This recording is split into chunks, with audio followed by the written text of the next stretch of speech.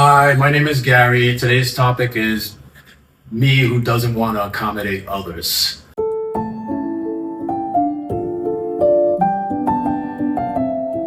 And that's a story from me that goes way back because I always thought I was one that could accommodate others.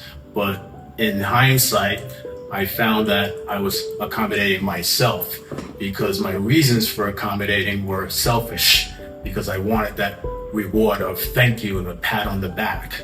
And what I found was, how could I accommodate others when I can't hear what they need or listen to what they say? Because in my head, I'm like, I got this, I got this, I got this. But I didn't have it. But through meditation and discarding myself, I created a lot more space in my brain. I had a lot more clarity. So there was less noise and there was less self and more about actually accommodating. So now with that space and clarity, I can actually hear what you say when you speak to me. And while I'm listening, I'm hearing.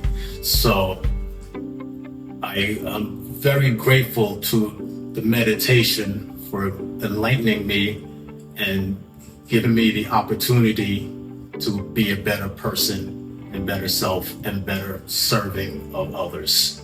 Thank you so much.